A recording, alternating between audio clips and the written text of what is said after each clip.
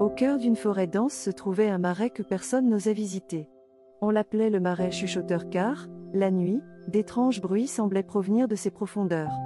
L'eau était sombre et immobile, avec des nénuphars flottant à la surface comme des soucoupes vertes.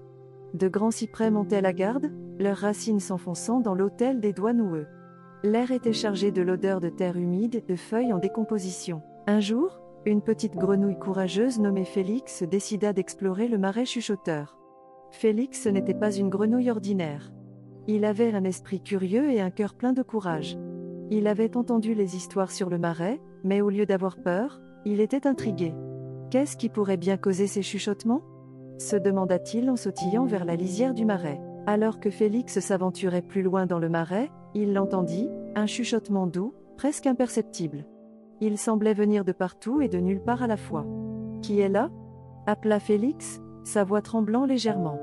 Mais il n'y eut aucune réponse, seulement le bruissement des feuilles et le coassement lointain d'une autre grenouille. Alors que la nuit tombait, Félix remarqua quelque chose d'étrange, des paires d'yeux lumineux apparurent dans l'obscurité. Ils n'étaient pas menaçants, mais plutôt curieux, l'observant depuis l'ombre. Félix ressentit un mélange de peur et d'excitation. « Allô » appela-t-il à nouveau, cette fois avec plus d'assurance. Les yeux clignotèrent mais restèrent silencieux. Alors que Félix s'apprêtait à faire demi-tour, il rencontra une vieille tortue nommée Myrtille. Myrtille vivait dans le marais depuis aussi longtemps que tout le monde pouvait s'en souvenir, et elle était connue pour sa sagesse. « Qu'est-ce qui t'amène dans le marais chuchoteur, petite grenouille » demanda Myrtille d'une voix lente et posée. Félix expliqua sa curiosité pour les chuchotements. Myrtille sourit et dit « Les chuchotements sont les voix du marais lui-même.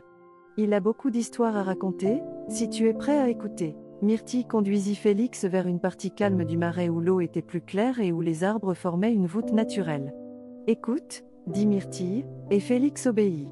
Les chuchotements devinrent plus forts, formant des mots et des phrases.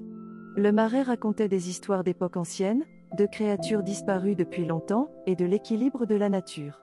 Félix était fasciné, son cœur rempli d'un nouveau respect pour le marais. Alors que la nuit s'épaississait, le ton des chuchotements changea soudainement, devenant urgent et inquiétant. Les yeux de Myrtille s'écarquillèrent. « Nous devons partir maintenant, » dit-elle. Le marais sent un danger. Avant que Félix ne puisse demander ce qui n'allait pas, un grand plouf résonna dans le marais. Une grande forme sombre se déplaça dans l'eau, se dirigeant droit vers eux. Félix et Myrtille se hâtèrent vers un chemin caché menant à un terrain plus élevé. La forme sombre les poursuivit, mais le marais lui-même sembla leur venir en aide, les racines et les lianes bougeant pour bloquer le chemin de la créature.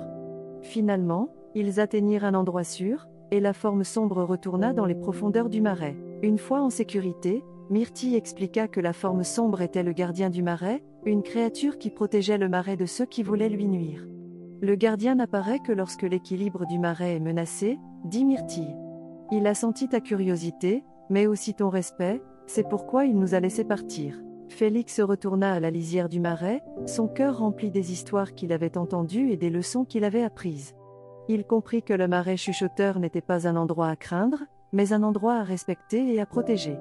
À partir de ce jour, Félix devint un gardien du marais, partageant ses histoires avec les autres et veillant à ce que ses chuchotements ne soient jamais réduits au silence.